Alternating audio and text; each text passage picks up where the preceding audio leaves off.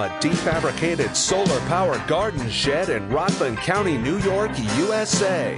This is Stand Up with Pete Dominic. On today's episode, the best way to tell the friend you're visiting that your car is inoperable upon arrival. And now, the podcast host who has no worries for such things because he wields his duct tape like a martial arts master, Pete Dominic. That is correct, everybody. That, ladies and gentlemen, is a true story because I fixed Pete Coe's car when I was out visiting back in November. I'm very proud of that fact. Thank you, Pete, for acknowledging that. That's very thoughtful of you. Hello, my friends. Welcome to today's episode of Stand Up. I've got an excellent conversation with a very big-name guest.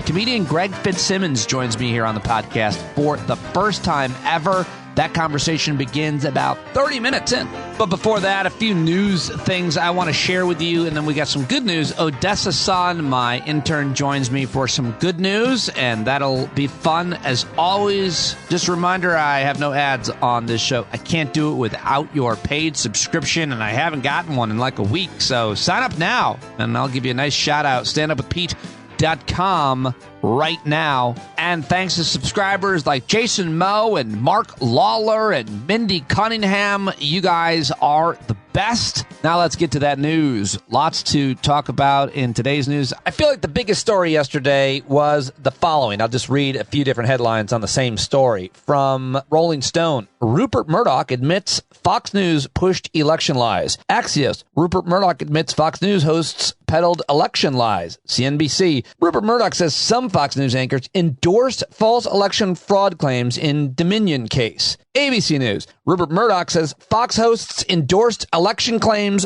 Court filing says. Fox News, Joe Biden fell on the stairway on the way up to Air Force One. I'm not sure how they reported it or if they reported it at Fox News. Over the weekend, their media critic, Howie Kurtz, said that his own company, said this on air, won't let him cover the Dominion lawsuit. Let's go over to, I think I'll read the reporting from Axios, which says, Fox Corp chairman Rupert Murdoch acknowledged in a legal deposition last month that hosts from Fox News promoted the false notion that the 2020 election was stolen, according to a legal filing from Dominion Voting Systems that was unsealed Monday. The deposition adds to mounting evidence that executives in charge of the network knew their hosts were promoting election falsehoods, but aired them anyway, a key aspect of Dominion's legal argument in its $1.6 billion defamation lawsuit against Fox. In a statement, Dominion said it is, quote, a strong believer in the First Amendment and its protections, as long-settled law makes clear. The First Amendment does not shield broadcasters that knowingly or recklessly spread lies. The document provides new insight into Murdoch's thinking during the Fox's 2020 election coverage. Asked during the deposition whether it is fair to say that he, quote, seriously doubted any claim of massive election fraud, Murdoch said, oh yes, and conceded that he doubted false narratives around election fraud from the beginning. He also conceded that Fox News was, quote, trying to straddle the line between spewing conspiracy theories on one hand, yet calling out the fact that they are actually false on the other. Murdoch said he regrets the decision to continue letting Fox News personalities peddle election falsehoods.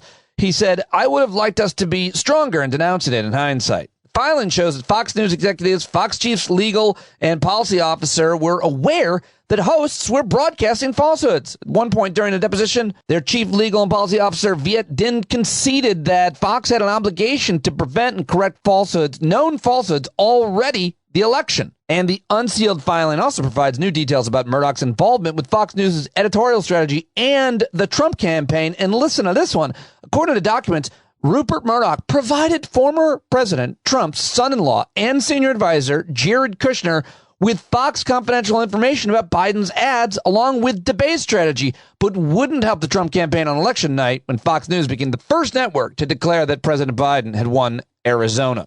The documents prove that Fox News executives knew that the theories being promoted on air were dubious, but opted to put them forward anyway. Here is Norm Eisen yesterday on CNN. Wolf, I do think it is a powerful legal case. The standard of actual malice that you need to prove that Fox either knew these were lies or recklessly disregarded the truth is very high. In our country, the First Amendment protects the freedom of the press, a broad array of conversations. But here you have the damning admissions, including from the top guy, Rupert Murdoch himself, that he knew these things were not so, and that Fox, he admits, they endorsed. I think Fox is facing very serious legal exposure, and Tucker Carlson comes in for damaging reporting in this brief as well. Here is Kirsten Powers, also on CNN, talking to Jake Tapper yesterday. Kirsten, how significant do you think it is that Murdoch is acknowledging in this deposition that hosts on his network, Lou Dobbs, Jeanine Pirro, Maria Bartiromo, and Sean Hannity a bit, were putting out there these false claims that the election was stolen? Well, I think it's extremely significant. And, you know, he was put under oath, so he had to tell the truth. And it's not shocking to learn that they knew that this was a conspiracy theory and that there wasn't any truth to it. I really don't think it's possible. And I say this as somebody who worked there. I mean, it was 7 years ago. It was a different place. But I think at this point, I don't think you can be too cynical when looking at this and assuming pretty much the worst. And to me, it was always obvious that they knew that what they were saying wasn't true. And had this lawsuit not come about, there wouldn't have been any way to prove it because people needed to be put under oath. Kirsten Powers on CNN. Now let's head over to MSNBC, where on Chris Hayes' show, Angelo Caruso had some really, I thought, interesting commentary. He is of Media Matters on MSNBC last night. He sort of saw in real time what had happened, right? Is that they made a single call in Arizona that elicited an enormous amount of backlash. And what you saw in the initial days after that internally, which came out in his filings, was that Fox leadership, all the way up to and including Rupert Murdoch, were scrambling to sort of devise a strategy and a mechanism for how they were going to hold on to the remaining Fox viewers that they had, but then pull back the ones that had left. But on the other end, on the outside, what you actually saw was a change in coverage. So there was about a 2-day period where they weren't actually challenging the election results. And one of the things that this filing helped explain is what we saw, which is that all of a sudden, a couple of days after the election results were called, Fox News went from accepting the results to saying nothing to doing 700 segments, more than 700 segments, explicitly attacking the election results, fomenting all these conspiracy theories, weaving in all this nonsense about Dominion. And part of that change in coverage that was so stark was actually not just coincidental or, reflecting the news that they were seeing and sort of, this was what was happening out there. It was actually part of a clearly intentional strategy to engage in cultivate their Fox audience. And I think what it basically tells us is that, out of this filing is that it, by far and away, this filing to me says that it's worse for Fox, at least their liability, but it's that it's even worse for all of us.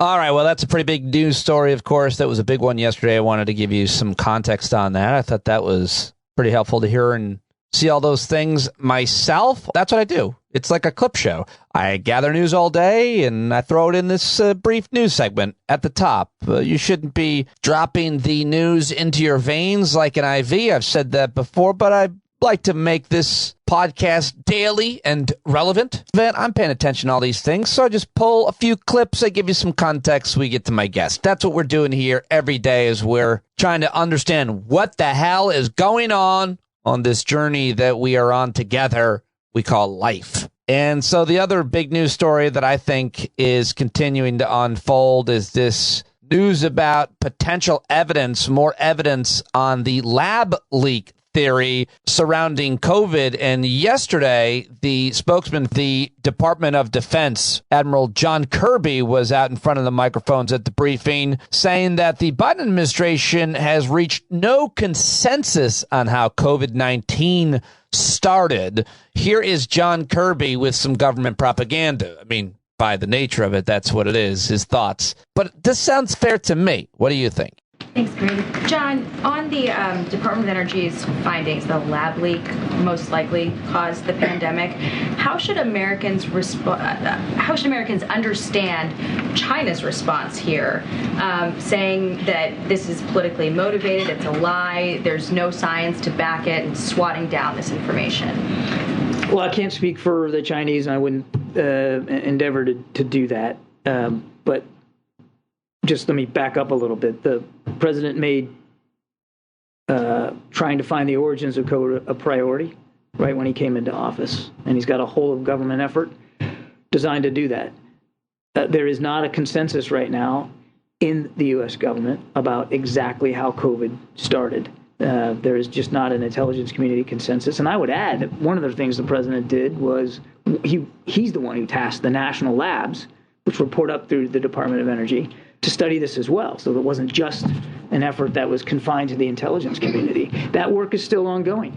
But the president believes it's really important that we continue that work and that we find out as best we can how it started, so that we can better prevent a future pandemic. I mean, that's the idea here, is to get ahead of it so that, should there be another one, or should there even be the signs of another one, we can better get ahead of it. China, though, is pretty clearly accusing the Biden administration of smearing them and trying to say that this is baseless, people shouldn't believe it, and it's a politically motivated attack. I'm not going to get ahead of where we are in the process, Jackie. The intelligence community and the rest of the government is still looking at this. There's not been a definitive conclusion, so it's difficult for me to say, nor should I feel like I should have to defend press reporting about a possible preliminary indication here. What the president wants is facts. He wants the whole government designed to go get those facts, and that's what we're doing. And we're just not there yet. And when we're there yet, and if we have something that is ready to be briefed to the American people and to Congress, then we're going to do that. How will the president respond to China, though, if it's determined that they lied about all this and now are trying to paint the administration as in such a negative light? How will he respond to Xi and Well, let's not get ahead of where we are in the process right now. There is not a consensus on what caused COVID to start. The president wants to understand that so we can prevent better future pandemics. He's made that a priority, and we don't have an answer to speak to. And so given that we don't have a consensus, it would be foolish for me to get out ahead of speculation on hypothetical situations to come. We just aren't there yet. All right, so there you go, John Kirby. And by the way, for some more context, here is Dr. Anthony Fauci back about a year ago when being questioned by a Republican senator. I think his name is Mike Round. Anyway, I thought this will give you some insight and context as well, and that matters. Get to the thorough bottom. For Dr. Fauci, of course, we read this week, after 675 years, we finally have found the origins of the Black Plague. Care to give us an update on where we're at on tracking down the origins of COVID-19? Thank you for that question, Senator. There have been a number of papers that have come out from highly qualified virologists and viral phylogeneticists that indicate that this is very, very likely a jumping species from an animal host, perhaps through an intermediate host, into a human species, which then spread throughout the human population, certainly and almost certainly originating in China, in Wuhan. We still open up and keep always an open mind as to whether or not this had to do with a virus that was isolated out in the environment and that came into a lab and then had what most people refer to as a lab leak. I believe that is less likely that that's the case, but I also believe we need to keep an open mind and have all possibilities be investigated. But the evidence from the virology community points strongly towards a natural occurrence. Very quickly, do you think the Chinese will cooperate with you to try to get to the thorough bottom of it?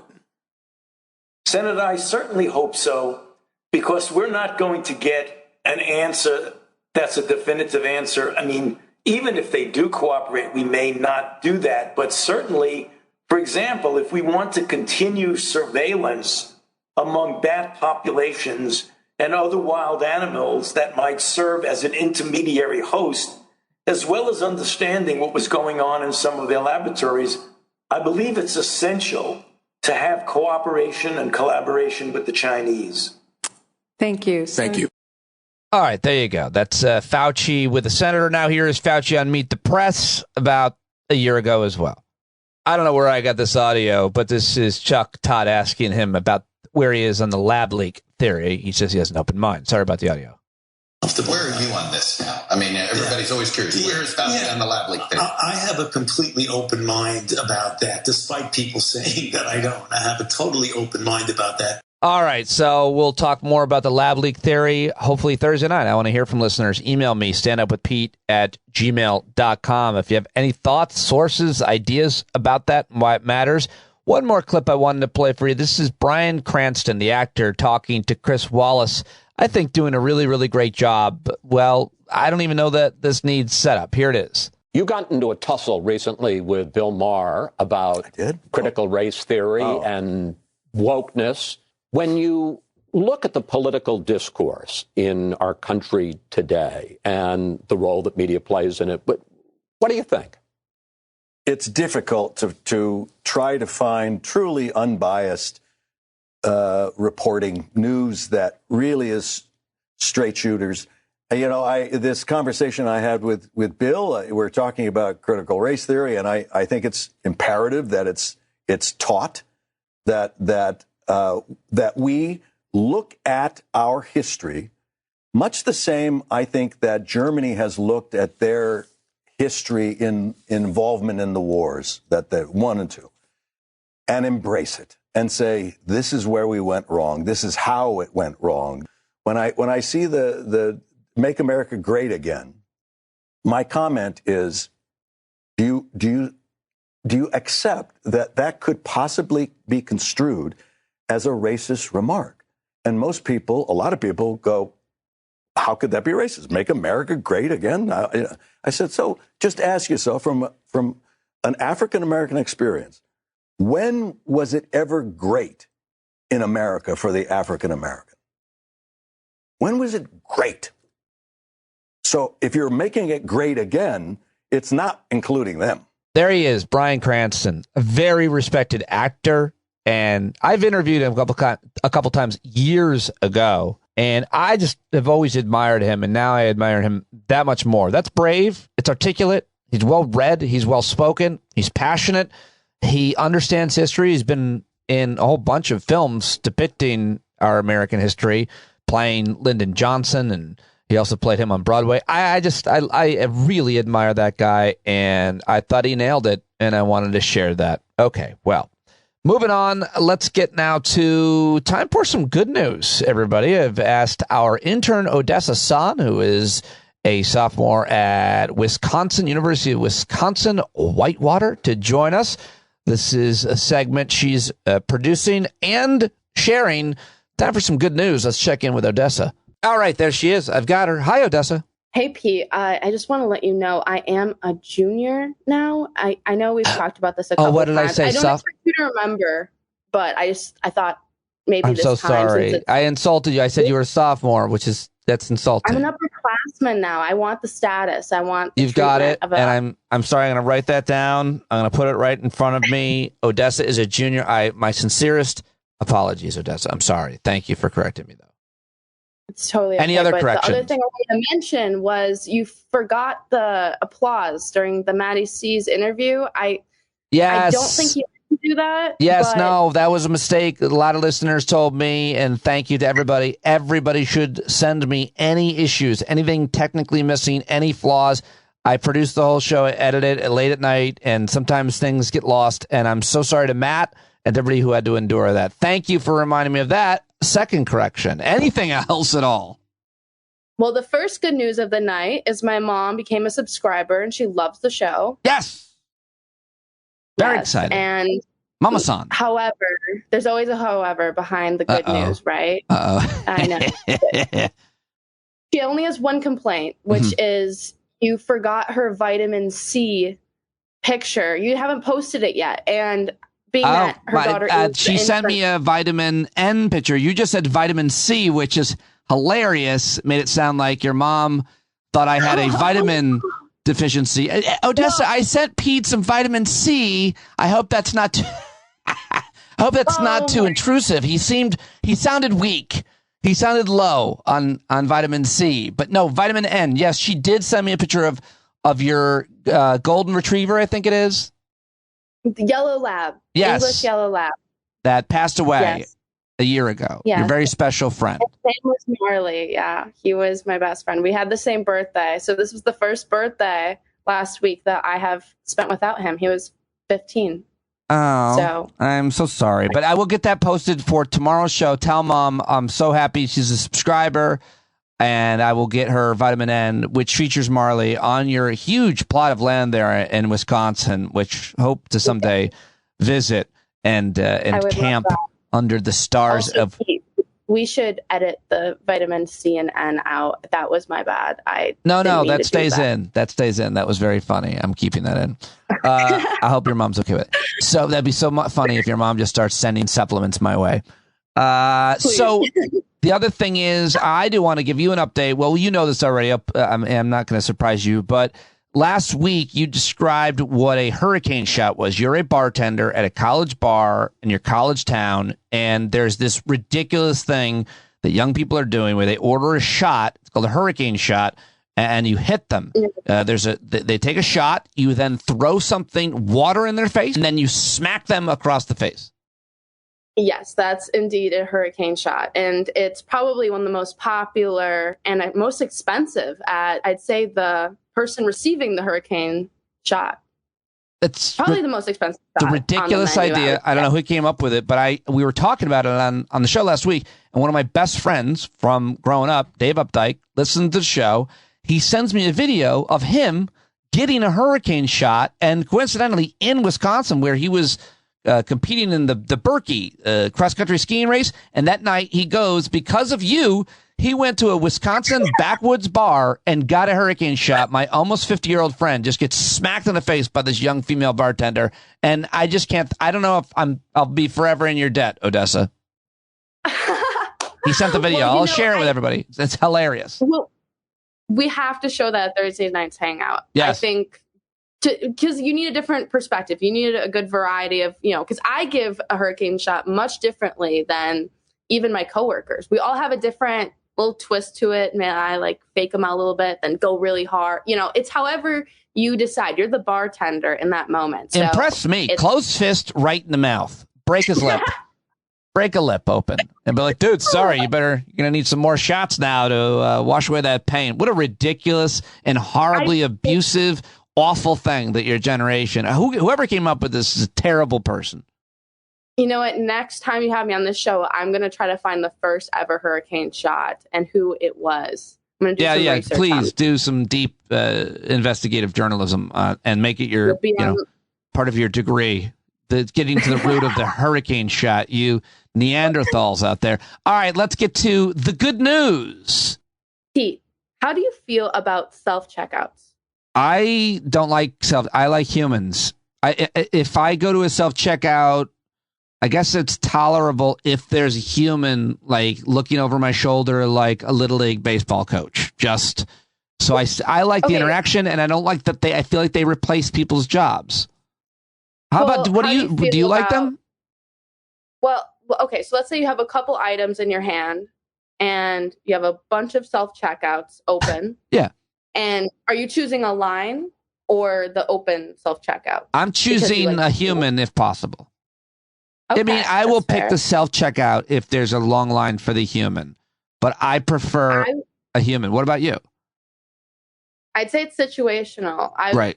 I don't want to scan over $100 worth of groceries myself. I like the conversation, how's your day? Especially if the person looks friendly, like they somewhat enjoy their job. Maybe I could make their day, say something, show out of pocket. But no, I would say I prefer the in-person interaction. But when it comes to time and how much I have, that plays a role in it. Sometimes I feel bad. I agree with everything you just said, but sometimes I feel bad if it's a really older person, and because I feel like they're working because they need the money, but maybe they just love the interaction and they don't want to be bored or something. But I shouldn't make assumptions. But sometimes I'm like, oh man, I feel bad that you have to check my groceries. So I'm especially friendly to those folks. How old is old to you? I feel like that's another conversation we can have another time. I know, because I'm ancient. You're like, how are you saying that there's people even older than you?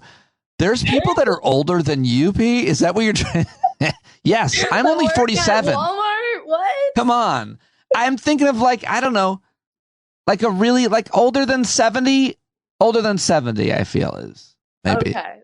That's old. I think that's fair. I don't know. My parents are, almost 80. So I feel like, but they don't seem old to me. They're a young late 70s. Anyway, so what's this story? Okay. What's the good news story? What is it? I still haven't even gotten to it. Sorry. It's my fault.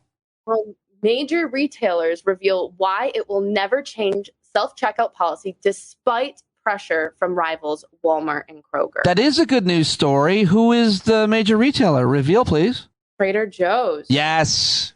Listen. Do we like Trader Joe's? Do we like shopping at Trader Joe's? Yeah. Did you just say do we? Is that what you're doing to me? I was just saying because we're kind of on the same team here. I don't know. So I was like, I don't know that we are. I don't know that we are. You're 21-year-old Wisconsin lady. The nearest Trader Joe's is 40 minutes away from me. Yeah, I was going to ask you, do you guys you don't have a Trader, but you lived in Milwaukee and go to Milwaukee, and where do they have Trader Joe's? They have Trader Joe's in Milwaukee, but from Whitewater, Madison is the nearest Trader Joe's. Yeah, I love Trader Joe's. We don't have one near us either. We have one in Jersey about a half an hour away, but it's a great grocery store, and I like this policy, and I think it's good news, and I think it's also about employment, like giving, automation. Robots replace more and more humans. Have you seen the robot that roams around the grocery store? Do you have that where you live? Do you ever see the robot that just roams around out and about, like in cities? No, I don't know what the hell you're talking about. Delivering food to college students? You've never seen that before? No, that's for real? Oh, yeah. No, they don't even have to leave their dorm rooms. They can just order from their phone. No, there's what do you mean? Is a rolling thing or something? Yeah, it even stops when it says there's someone in front of them. Come on, are you serious? I'm being so I want serious a picture and video of this robot delivering food to college students. I really had not heard of that. Thing. Show me that. Oh, well, right now. No, but after we're done, I'm gonna include it in the show notes, a link to it, because I can't even believe that that's a thing, really. I don't know the name for it, but yeah, a little robot. That's a weird. Just roam around town. My automatic reaction to that, not knowing anything, is that if you have a robot delivering stuff to college campuses, I know what we would have done to that robot when I was in college. You probably would have been on probation. Yeah, I mean, it would have been a sexual assault for sure. Yeah, it would have been we wouldn't have felt guilt about it. We'd be like, you're a robot. You don't even have feelings or orifices. Yeah, we'd have rubbed ourselves on that robot in ways that we thought would embarrass it, at least, to say the least. We stand by Trader Joe's, regardless of everything we just said before. Thank you. That's right. We love Trader Joe's. We hate robots. We don't like robots. We're anti-robot here. We're in agreement on that. Thank you, Odessa. Great work, as always. Thank you for having me, Pete. All right, there she goes, Odessa Sun, our intern. And she's doing great work, and including cutting up some clips of my interview from our guest today, who I'm very excited to now introduce you to. This is his very first time on the podcast. I came up in the New York City comedy clubs watching him and admiring him, and thought he was one of the best comedians in the business at that time, and have felt that way all the way through my career and his career. You may have heard him on one of his 50 appearances on the Howard Stern Show. You may have heard his own show, for which he has been hosting for a really long time on Fitzdog Radio is now the name of the podcast. He also hosts a really fun, he's on 3 podcasts, but he hosts a really fun one called Sunday Papers with Mike Gibbons, a weekly summation of news straight from the Sunday Papers. Fitzdog Radio, Sunday Papers. Listen to him on both those. You can see him live performing stand-up in Philly, March 9th to 11th, LA, March 17th, St. Louis, April 1st, Connecticut, April 13th. He's also going to be back out in California in April, Columbia, Missouri, May 19th, and Kansas City, May 20th. For all more information, go to gregfitzsimmons.com. He has been on tour with Bert Kreischer, opening for him on arenas. He just taped a new stand-up special himself. He's had 2 half-hour specials on Comedy Central. I can't say enough about Greg Fitzsimmons, who you can follow on Twitter at Greg Fitz Show and Instagram at Greg Fitzsimmons. Fitzdog.com a guy I have, like I said, admired my whole career, and he really makes me laugh. We had a very deep and thoughtful conversation. Don't agree with him, obviously, on everything, including what he mentions here about masks. I fact-checked that and looked it up, but still, I mean, listen, he makes so many great points about how we have our relationships and conversations, and you know what? Let me just shut up and play my conversation with Greg Fitzsimmons right now. A lot of bad words in this one, but I stand by all of them, and I hope that you enjoy it and let Greg know on Twitter. That'd be a big deal. Here we go. Greg Fitzsimmons for the first time ever on the podcast. Yes, one of my all-time favorite comedians, Greg Fitzsimmons. Thank you so much for agreeing to talk to me. I'm so flattered. Pete, I am always flattered by you, by your professionalism, by your love for stand-up comedy, your respect for me, which I don't always get. You don't always get that, you know. So it's always nice to talk to you. I wonder how you feel about where you fall in the whole pecking order of kind of your generation guys you came up with, because when I look at you, I feel like you're a few years ahead of me, and then I kind of fell out as my career transformed. I'm still doing plenty of stand-up, but not like you never stop. And I wonder, I look at you and go, this guy's done it all. Everybody loves Greg. All the comedians who matter respect Greg. But, how do you see yourself? I don't know. That's a great question, because I just did Bert Kreischer just asked me to do some shows with him. And I didn't know what I was getting into. I mean, I went down to Florida, and the first gig, we walk in, and I walk on stage, and there's 15,000 people in a hockey arena. And there is a team. He's got 2 tour buses, 3 18-wheel rigs. It's like insane. And you really do. You can't, they say compare and despair. Never compare. But at the same time, you do really go like, all right, what's this guy doing that I'm not doing? Because he's a really good comedian, but there's other things in play that are making people big draws these days. There's so many people playing theaters, and a lot of guys in my generation that are doing the same things I'm doing the podcast, touring on the road, doing other people's podcasts. And, I'm not complaining. I make a nice living.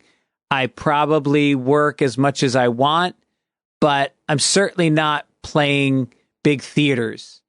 And I've tried to come to peace with the fact that I have more of a balance in my life. Like, I crawled my way to the middle, and I'm staying right there. Like, that's kind of the sweet spot. Like, being as big as Bert, like, he never had a free moment. There was always a producer showing him a new video that they're going to post on social media.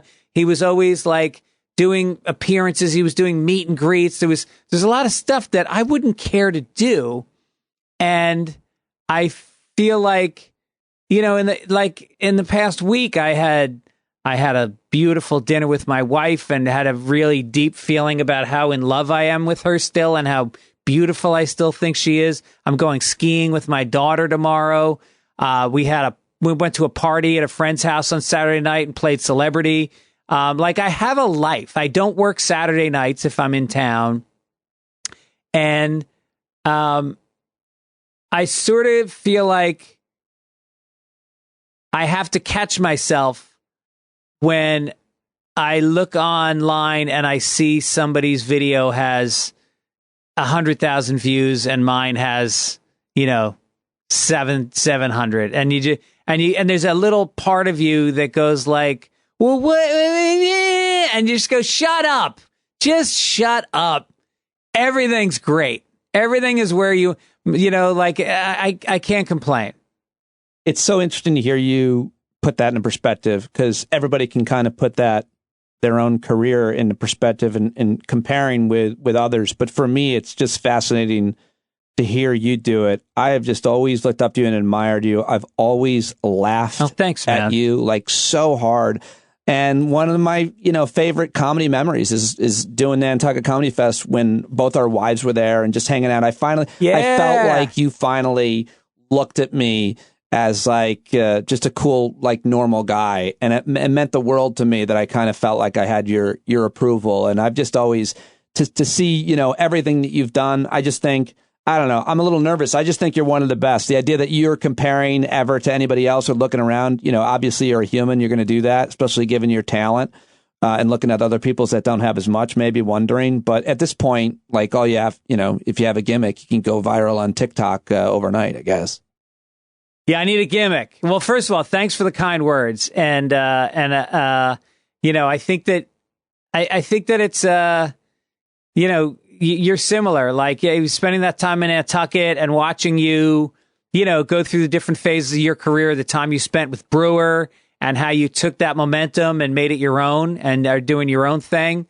I think that staying in New York is a big sign also, like not flocking off to L.A. with everybody else to try to like wait in line and beg for scraps, but instead like, you know, staying on the East Coast where you probably have family and enjoy being more, you know, I think I wish I'd done that. Oh, really? That's interesting. I'd love to talk about like if you could redo things, what would you do? Because I'd love to talk about anything with you. But I think that one of the reasons I definitely want to talk to you is I feel like you're a really thoughtful, layered, sensitive guy, as well as you are super smart and entertaining. And you've had this amazing life, and no one tells a story better than Greg Fitzsimmons. But I just wanted to get to some of that thoughtfulness, too. I've been having a lot of those conversations, and I wrote up a list of comedians who I wanted to have that conversation with, and you're on the top of that. And so when you talk about your life and your career and your family, it looks to me like you've had an amazing run, and you can kind of do what you want to do, and you have a balance, and your marriage is so important, your kids are so important. So how do you define wealth and success? Because it's not obviously just ticket sales. Right. I think it's about being able to play, to draw. To me, it's the definition is, can I draw enough of a crowd that I've never cared about being rich, and I certainly have never cared about being famous. Like, to me, it's, can I draw a crowd into a venue where they're making money, I'm making money, everybody's happy, it's a good experience, and that they're going to have me back next year. That's kind of it. Like, I've done theaters. I don't enjoy doing theaters. I like nightclubs where you can do crowd work and you can talk to people after the show, and there's a communal experience that's happening. I think that in some way, like the podcast, you know, you could always wish your numbers were bigger, but what's the difference? I'm sitting in front of a microphone talking about what I want to talk about. And I'm fortunate enough that there's enough people listening that I can get ads and make some money that way. So I don't know. Like, I remember I wrote on Crashing, the Pete Holmes show on HBO. And I was talking to Judd Apatow and Pete, and they said to me, like, they were talking about what they wanted next. And, you know, Judd wanted to do another big movie, and Pete wanted to get a TV. He wanted to get a sitcom. And they said, what do you want? And I kind of looked at them like, I don't know, like, I'm writing on a network show where they're paying me a boatload of money. There's great craft services. There's a nice crew. I'm doing stand up on the weekends in clubs I go, I kind of just want to be doing this. Like, this is it. And so my father once said to me, everybody is where they want to be. Like, everybody hits a level, and they, you know, assuming you have some talent, there's always a place you could push yourself to get to that's higher if you choose to do that. And that grit, whatever it is that I see in Bert when he gets out of bed in the morning and is already shooting a fucking video on his phone while he's still in his underwear, and there's me that has to like rally to do a cameo that somebody's paying me for, and I just go like, we're just built different. You know, there's some people that just, it's organic. It never feels forced with Bert. Like, I don't feel like he's one of those guys that like, because the people that you kind of resent are the ones that you go like, I see what this guy's doing. He's come up with, like you said, there's a gimmick, there's a trick, and there's not talent behind it. Bert does it from the heart, and I think he truly does not meet a fan that he's not excited to talk to. It's just an organic thing. Me, I like to talk to the fans after the show, and then I want to be left alone. I don't really, I don't want to interact that much afterwards. I kind of want to have my life after that. Well, I think one of the differences since, you and I started comedy before the internet and phones is that you could only work just so much. You could write all day, I suppose you wanted to, but then you worked at night as many sets as you could get. But now you can work all day creating content, and it's all blurred and everything's overlapped. But for you, at least I'll just speak for myself. I don't want to always be, quote, working on my career, my work, my content, whatever it is. I want to be doing all kinds of things in nature quietly. I like to garden and go for walks and write, whatever. So what is that for you? How do you see that balance? Because a guy like Bert, or back in the day, Dane Cook, or so many guys we could say now, they're constantly working on the content. And I mean, I'm not judging it. I just couldn't do that. I have different preferences for my time. No, it's just how you're built. Some people look at Rogan. I mean, Rogan doesn't do a single thing that he's not passionate about, whether he's working out or whether he's barbecuing or whether he's hunting or whether he's, fucking driving a hot car. He does spend a lot of time. He's very passionate about his wife and his kids. But he just has a reservoir of energy and focus that I lack. I have fucking ADHD. I gotta really work hard to focus and to follow through on things. And some people just don't. And that's something that I've come to terms with as I get older, is that, you talk about self-acceptance, and that was always a phrase that I'd heard, but I never really wrapped my head around what self-acceptance means. And it basically just means that you are accepting that you are trying your hardest and that this is the best that you can do, and that's fine.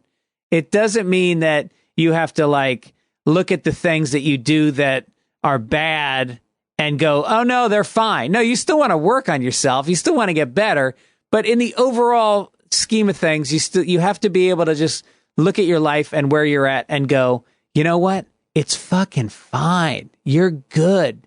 And then from there, I think you have more energy to work and be creative because you're not beating yourself up and your energy isn't being sapped by negativity and again, looking at other people. I love that. That's really well said, and I'm glad that you feel that way, and I think a lot of people will that'll resonate. You've been honest your whole life, your act, your podcasts, about all of your troubles, your maladies. We all have them, but you talk about them openly and eloquently.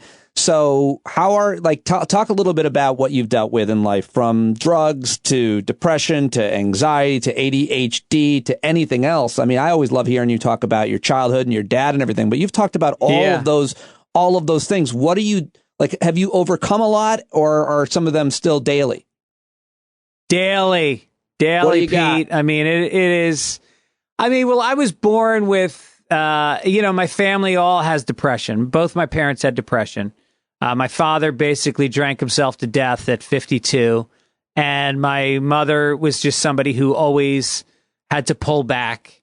She spent a lot of time alone reading novels, and not I don't remember anybody ever once helping me with my homework. There was no engagement. I grew up in a big house, and it felt like me and my sister got extremely close because we weren't really close to our parents. And I grew into a life where I have battled with depression, and I think I got medicated for it later than I should have. I had a stigma about not wanting to put pills in my body, and I think I wasted some years by being stuck. And I'm medicated now, and it helps me a lot. I have ADHD, which I'm also medicated for. And this all happened at age 40. I didn't get on anything until age 40. And I feel like my life got radically better at that age. I don't think pills are for everybody, but I think that if you're exercising and, I meditate, I exercise every day. It's not just the pills. You have to do the other things in your life. You have to journal sometimes. That really helps. I mean, anytime somebody reaches out to me on my website, I'm always very supportive of them, doing doing all these things, and I try to get people going in the right direction with it. But my parents were abusive physically. There was a lot of stuff that I dealt with, and I talk about it in my book. And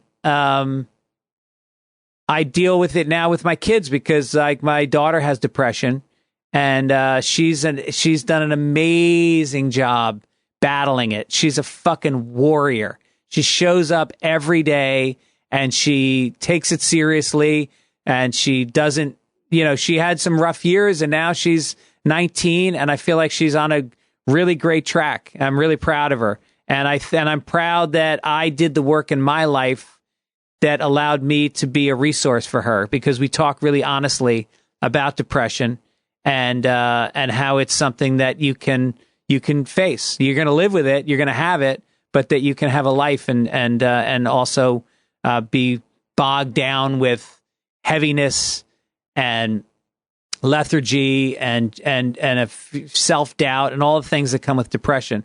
The loneliness that comes from it. And she's reached out. She reaches out to friends when she doesn't feel like it. She keeps herself busier than she's comfortable being because she knows that that's the best thing for her. And so, I feel like at the end of my life, the thing that will matter the most is that I was a resource for my kids, and I wouldn't have been if I hadn't done all the work on myself when I was younger. Well, that is, I'm really sorry to hear of her struggle, but I'm inspired to hear of how she's handling it, and I really appreciate the way that you're talking about it, and I'm completely unsurprised by your dedication to her. And she doesn't mind you talking about it? No, she's very open about it. She's, this generation doesn't have hangups about mental health. Right. They're because so many of them face it. I mean, I don't know the statistics, but I know that so many more kids are dealing with depression, anxiety, ADHD. There's things that the phone has ushered in that we didn't deal with. We didn't deal with constantly being aware of how all our peers were doing. I mean, even in this conversation, I talked about how I'm affected by it. I'm affected by seeing how many hits a certain comedian is getting on a video or whatever. And can you imagine being at the most vulnerable time in your life? I mean, the one that I always go to is the Snap Maps, where you can literally see where all of your friends are and you aren't. Oh, yeah. Can you imagine if we had that? Yeah, you probably got invited. And you're to not there. You were one of the pop. I was too, to be fair, but I got left out. Like, that would feel awful. Yeah. I mean, and they're also dealing with school shootings. They're dealing violence, with climate crisis, everything. Climate crisis, politics COVID. being so fucking toxic right now, and there's just a lot. And the pandemic. I mean, the pandemic destroyed my daughter's senior year. She spent at home. There was no prom. There was no graduation. My son's college years got completely screwed up. His freshman and sophomore years. And so they're dealing with a lot. And so they don't shy away from telling each other that they have anxiety, that they are taking medications, and they are a resource for each other, which is beautiful. Yeah. And my son and my daughter, I think my son has been as much of an influence on my daughter's struggle as me and my wife have been. He's been amazing. How old is he? He's 22. Oh, he's older. Oh, wow. That's great. Wow. I'm so happy to hear all of that. And yeah, it's a ridiculous time to be a parent. There's never been I think a bigger gap in generational kind of knowledge and experience, because we all, the biggest changes for us were technologically, much less culturally. We're not that big compared to, it seems like every day it radical change. You have no idea what's happening. And so it's hard sometimes to be able to relate to your own kids and what they're going through. But I think you framed it perfectly. So what about your marriage? I mean, you've been together. You had this hilarious bit about, rewarding yourself for not cheating, but it is, there's truth to it, because as a comedian, it's easy to get laid. It's not hard. Yes. So you said something like, I could have sex with someone tonight if I wanted to your audience, which I just was dying laughing. But how has that been, especially through the adversity? that is inevitable in this business, in this career, much less your kids. You're still married, huh? Still married, and I think I should get more credit for not cheating when I was younger than I get for it now, because it's not the same availability. There's not a lot. There's not a lot of women hitting on me at this point, but there used to be, and so I should get credit for those early years. And then I think about how shitty I would have felt, because when I had a couple long-term girlfriends and I cheated on them, and it was I felt really shitty about it, and I knew I wouldn't marry my wife if I was going to cheat on her. So even though we fell in love at first sight, and it was obvious to both of us because we met when we were 30, it was obvious to both of us that we were going to get married early on. But I waited 3 years to propose because I needed to know that I could go that long without cheating. And first of all, when I first met her, I had just gotten a job as a host on an MTV game show. I remember that game show. Idiot Savants. Idiot Savant. I remember that. Yeah. When I started, you were blowing up right when I started. You were one of the biggest, and still are. I feel like the measure of a comedian is what other comedians think about you. And there's not a comedian alive that doesn't know you, much less, in this case, want to have you open for them just to be around you the way, Bert does. I love to see that because they're giving you the honor and respect I believe you deserve. But you were, all right, I'm just kissing your ass again, but I mean, you were just on fire in the mid to late 90s. I mean, yeah, still are. Oh, we never stopped. Well, that's what, thank you. And it really, the funny thing is it hit you talk about cheating. Here I am, I'm doing an MTV game show, and I'm doing all these college shows. Yeah. And these kids are obsessed with MTV, and I'm playing fucking Duluth area community college where, the biggest celebrity that's ever been on their campus was a guy selling fucking Tupperware the week before. And so so it really was intense. And I managed to, I got out of some situations that were just very tempting. I had a similar, not a joke to my act, but statement when you're saying I should get an award for not cheating. Of course you shouldn't. And I had a similar idea though. I performed, I think, at 400 colleges and campuses in my early mid 20s. And I was I should get a reward for never being accused of doing anything remotely inappropriate. Right, of course you're not supposed to, but college, comedians our age then performing at colleges then, there were a lot of bad things done. We had hair back then, Pete. We were fucking good looking dudes.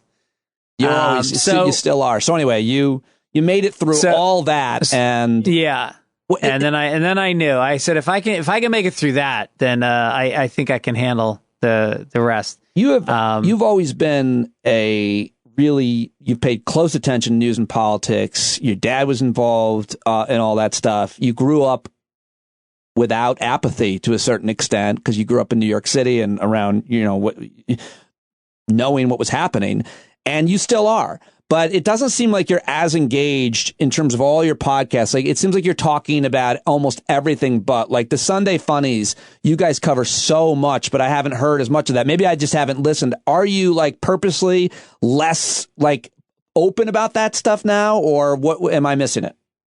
No, you're absolutely right. I think I've gone out of my way to avoid politics over the last 6 years or so. But it's not because you don't have really strong, very informed opinions.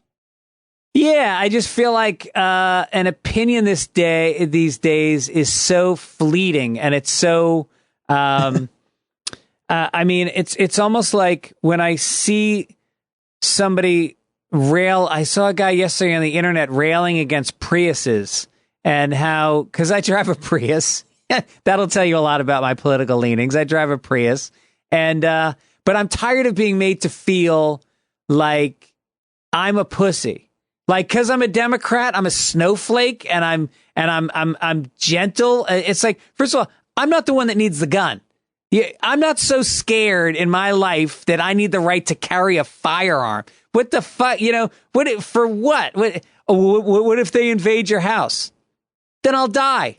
There's such a small chance of that happening. But if it does, I'll die. They'll shoot me and I'll die like a fucking man. What am I going to I'm going to have a bedside table with my sleep mask and my fucking Al-Anon book and a .45 Magnum, and someone's gonna break in, and I'm gonna have a shootout with them.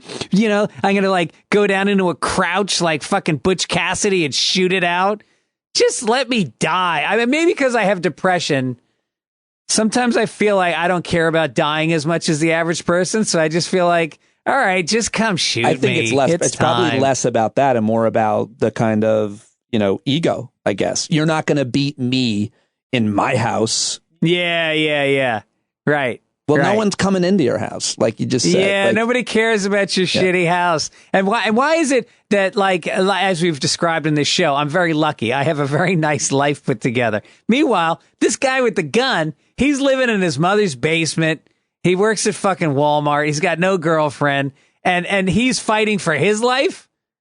Well, here's the thing. The one thing I really definitely wanted to know about you is, given the fact that you are a really opinionated guy, that hasn't seemingly prevented you from having good friends and friendships with people who you definitely don't agree with. And for example, I heard you on your podcast talking about how you just taped a new special, which I cannot wait to see at the Comedy Store. It sounds like it went awesome. I listened to your pod talking about it, which I loved listening to.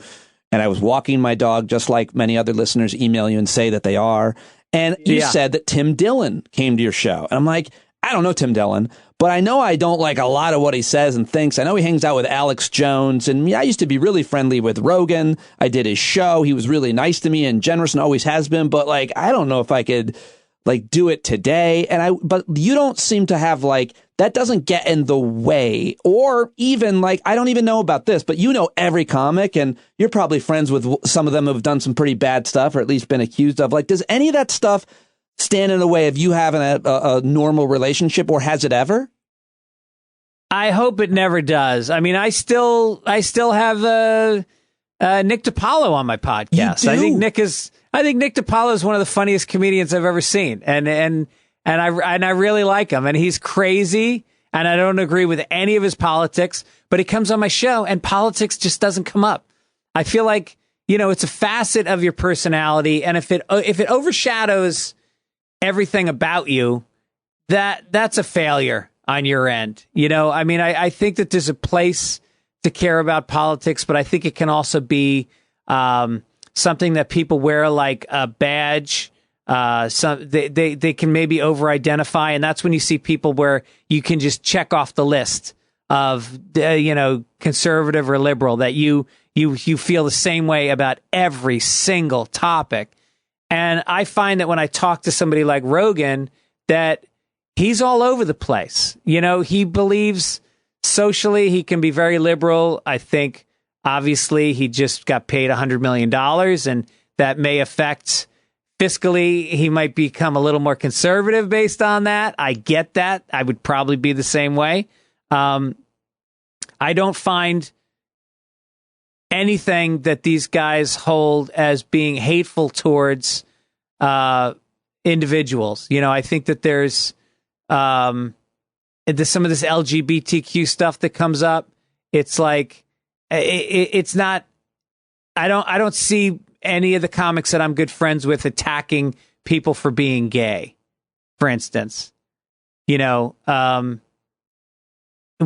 or not you think a trans person should be able to compete with, if a trans woman should be able to compete, I don't think she should. So that doesn't. So I don't fit in with. There's a lot of opinions I have that don't fit in with being a liberal. So I try to find the common ground with people that I don't have the same politics with, and then if politics comes up, I'm open to it. I want to hear the other side. I think it's crazy to not spend time with people that have different opinions from you, because maybe, I just read that in the New York Times, that masks don't work, that masks never worked, and you kind of go all right, well, I was putting everything behind masking. And the other side was saying that it's bullshit that we have to wear masks. And it turns out they were right. I don't think that's right. New York Times yesterday, there's a big article. I read in the New York Times that as long as you wore the right kind of mask the right way, you were okay. But if you wore the wrong kind of mask the wrong way, you might not be. Yeah. Well, all right. I gotta reread it. But I am ending this conversation as a result of those opinions that you just had. Well, I mean, for me, I feel like the struggle nowadays is not that we don't agree on an issue around any controversial issue. It's like we don't even agree that a thing happened or didn't happen. Yeah. So I feel like I always call it Earth 1 and 2. I'm like, wait, you don't think that there is a virus? You don't think that climate change is a thing? You don't think that vaccines work? You don't think that, Joe Biden won the election? Well, I mean, I don't know what we don't, right. We're not starting. It used to be we kind of had the same reality, I guess, or truth, and we'd argue about, but the conspiracies have just taken over, it would seem, and people don't know which way is up. Too many people, I think. But I think it's also like whether or not you believe that we should maintain relations with Iran. Like, you see that Obama set up a dialogue and that he set up, certain protocols that they would have to live under if they were going to have a discourse with the United States. And then Trump came in and he blew that up. And so that's my feeling, is like, I'd rather be communicating with the person that I think is holding beliefs that are wrong, or in my opinion, are wrong. Have you had any friendships deteriorate or end over any kind of issue like this, an argument? I got a buddy that I grew up with that, and he was in my wedding party. I was very close to this guy, and he became such a Trump supporter. Which, again, I'll still hang out with you, but not if you're going to bring it up nonstop. This guy would fucking beat you over the head with just these Fox News talking points, and it was just so boring. It wasn't even that I was angry. I was just bored. I was just like, I'm looking at a guy who's not forming his own thoughts. He's just like a fucking doll that you pull a string in the back of, and he spouts out this bullshit. So I love it when I don't agree with somebody. I love it, and I have deep conversations with people that I don't agree with, and I like to think that I might have enlightened them on some facts, and I definitely am open to having my mind changed by something.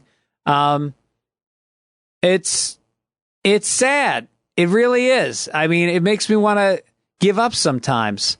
But then I think about my father, and I think about, his beliefs and how he, as a guy who was a radio guy, took calls. He had Ed Koch on the show every day, and Ed Koch was way to the right of my father. And they had they talked every single morning on the radio for years, and they would have a very healthy dialogue. And I have the tape sitting on my shelf right now. I've got all of his Ed Koch interviews, and I listen to them sometimes. And I think that's, we got to get back to that. I don't see a show on TV where there's a healthy dialogue happening between people of different, you remember when it used to be, what's his name? William Buckley. Oh yeah. Crossfire, Buckley. And yeah, I don't see a show like that today. Yeah. I mean, there's a lot lacking, and there's a lot of reasons why I think that might be, but it just seems like we're just so divided in such different ways. But you definitely do seem to be able to bridge that, and I was kind of interested in getting into that with you, and so I'm glad that I did, because you explained it really, really well. I guess some people might say, I can't be friends with this person because they dehumanize this other group of people that I'm very close with, black or gay or trans or something like that. And I hear that a lot. And I do share some of that sentiment. Like that's hard for me, that I know that you treat me fine, but you hate these other kind of people or something. Like, I mean, I go on Carolla's podcast all the time, and, he'll bring something up, and if I don't agree with it, I speak my mind, and he respects that. Sure. And I think it's part of our relationship. Yeah. And, I feel like I should be able to talk to this guy, because I should be able to defend my ideas, and I want somebody to attack them to my face. And then if I can't defend my ideas, then maybe I need to do a little more research. Well, you're really the perfect guy to ask, and I'll let you go on this question. I'm sure you've been asked a million times, but I think given who you are, I'm not gay. When will you come out? How many men? I wish I could. How many men have you been with sexually? I would get so much more work out here if I was gay right now. It is. Nobody wants to see a middle-aged straight white guy in Hollywood. What is the most overt sexual advance you've had from a gay man? You don't signal very gay. I can understand you struggling with even. I've had my share though. I was in Mexico on vacation with my family, and we were at a pool, and we were playing volleyball in the pool, and there was these gay guys. They were very young. They were like college age, but they were very flamboyant, and they were drinking an amount of alcohol that I just literally couldn't believe. Just the waiter just kept coming over with like tropical drinks, and they were just downing them for hours. I cannot believe how aroused I am so far. And so I'm joking around with them, and it's funny. And then they start laughing really hard. And my kids are both fluent in Spanish. They both went to a Spanish immersion school here in LA. I knew that actually. Yeah. And so my son goes, "You know why they're laughing?" And I go, "With the joke I just made?" He goes, "No, they're calling you bald." And so I was like, "What the fuck?" And so I purposely served it, and I made it land on their table, and it knocked all their drinks down. And so there was some bad blood. And then I got a massage that evening. I got like a 7:00 massage, and it was in a cabana out by the pool. And I'm walking back to my hotel room, and I'm wearing a towel. And one of the gay guys followed me to my room, and he tapped me on the shoulder as I got to my door, and he didn't speak any English, but he put his hand on my shoulder, and he was coming on to me, and I had already knocked on the door of the hotel, and my daughter opened the door, and she just saw the gay guy with his hand on my shoulder, and I'm standing there in a towel. That is an amazing story, because you told a story about a gay guy hitting on you, but then your daughter was there and witnessed it. That is good stuff. That is good stuff. That wasn't, thank God however, she opened that door. The question I was going to ask you, the question I was going to, believe it or not, was around how you feel like comedy has changed. If you feel like comedy has changed with the conversation around what you can and can't say or do on stage. Do you feel limited? I feel limited on some shows, and I try to avoid those shows. Like there's a lot of kind of hipster rooms in Los Feliz that I used to do, and now I just find I go there and I feel like they're a little too empowered. Some of these crowds, I feel like they have a criteria that they want the comedian to meet before they will engage with them.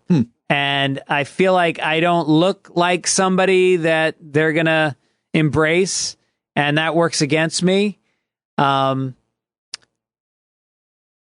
when I go to the Comedy Store or the Improv or like any of the shows I do on the road, obviously I'm drawing my own crowd, so I don't have any issues with that. But there's like Brooklyn, like when I was in New York, I spent a couple summers in New York, and I did some shows in Brooklyn, and I found for the most part that those people were a little bit too empowered. I was like, no, I got the mic, asshole. I'm in charge. You listen to me and you try to relate to me. And if I do my job right, I can take you on a little journey that's about me. And you can go, oh, that was that painting. That painting was about that. And then the next person can come up and they can do their thing, and you observe it and you engage it and you laugh at it. And now I feel like it's more like no, and the arms get crossed and you just go like, oh, fuck off. I don't need you guys.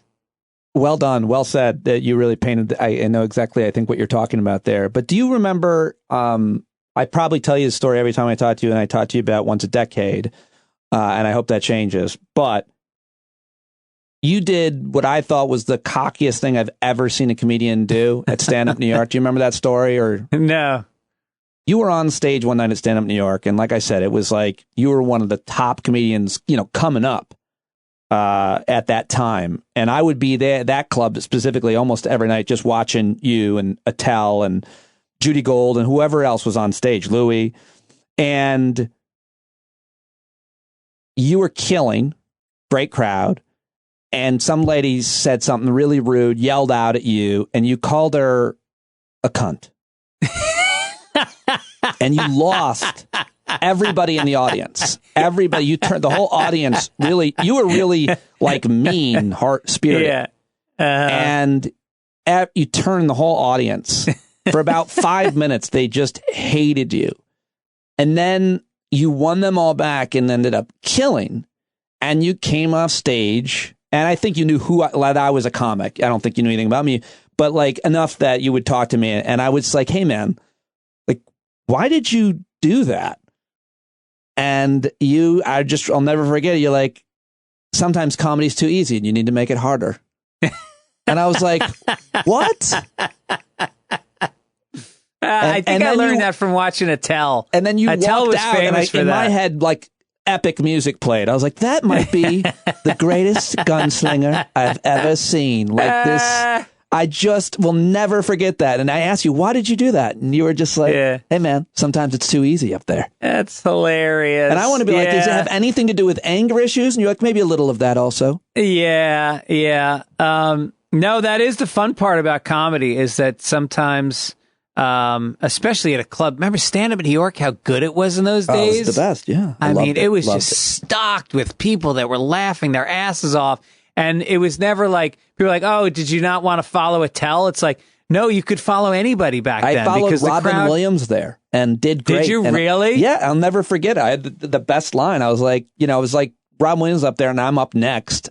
And I was like, what do you, Jesus, it'd be like walking up on stage after Jesus. This is, I said something about following the Lord, and that was fine. That's all they needed to kind of win them back and setting the tone a little lower. Right. The bar a little bit. But yeah, it was everybody would come in there, and I mean, I'd have to follow you. So it was not easy. But it really does make you stronger, and it makes you realize that, like, I think what we started this conversation talking about is like self-acceptance goes to stand-up too. And walking on stage after Robin Williams or after have you ever tried to follow Shane Gillis? No, I heard you say that he's like the toughest guy to follow, though. I don't know. Oh my God. Huh. And it reminds you again, like, all right, what I do isn't what Shane Gillis does. Right. He's closing with a Trump impression that's crushing. I'm not going to do something like that. Not that if I could, I would, but I just don't have that in my arsenal. But there's comics that are crusher comics, and I certainly have had great sets in my life, but I have to also accept that, like, my energy level is lower, and I'm not really shooting for, Bobby Lee goes up there and he pulls his dick out and he fucking, Bert takes his shirt off, and there's just a different kind of reaction. And I think self-acceptance goes to your stand-up as well, and just going like, I'm going to get the laughs that I earn, and I'm going to be happy with that.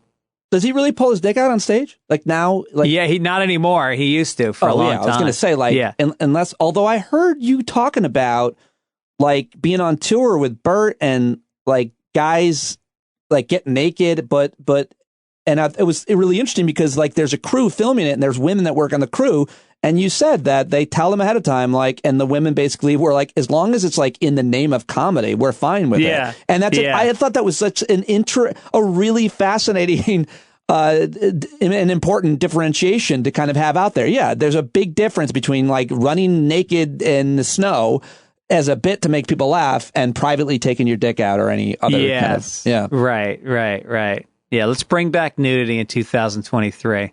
You and I. Just two bald white guys. Greg, thank you for talking to me. I hope to get to see you some point in the future. And I Where really are you living, by the way? I'm just north of the city, New York City. I'm across the river from where you grew up. You're in Nyack? I'm right north of Nyack, yeah. Okay, that's beautiful, man. I love it up there. Good for you. So if you're ever back this way, please allow me to buy you a lunch or dinner. I would love it. That sounds great. Thank you very much, man. All right, take care, man.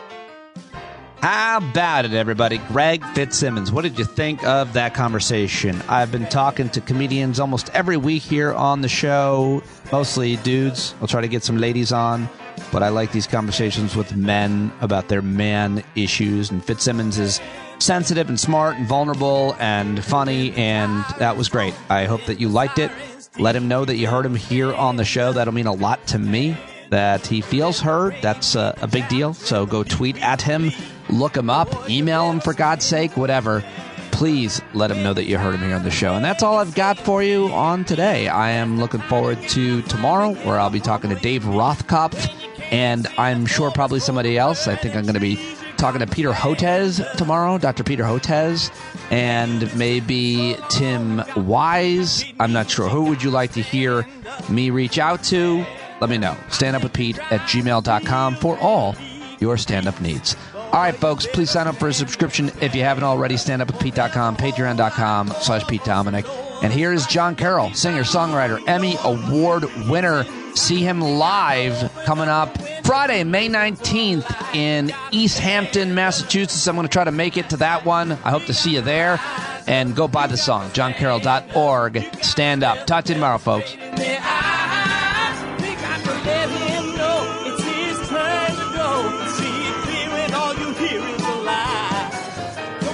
Off of your butt, down off of your fence. Even if it ain't a very friendly audience, well, they'll begin to listen when you start making sense. And you stand up, stand up. No need to point your rifle to defend your town. Just stand up, stand up. You know they can't deny you what you're laying down. Boy, you better stand up, stand up.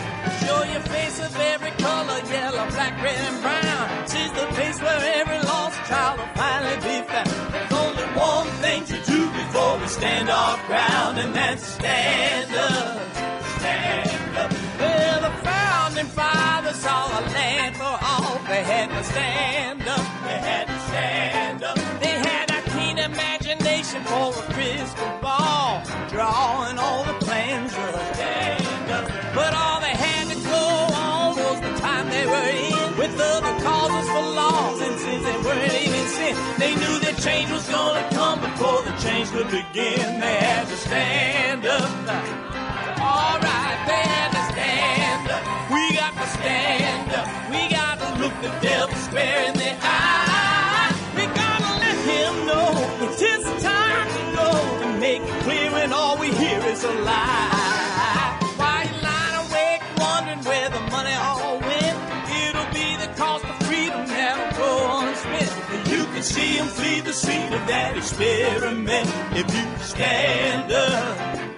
Alright, we got to speak up, we got to reach up and raise your voice in every way you know how. Don't be told up, you got to show up. Ain't no better time to do it but now. No need to pledge allegiance to no wanton tribe. Rise up, show obedience to the voice inside, and listen well and it'll tell you not to run and hide. It says stand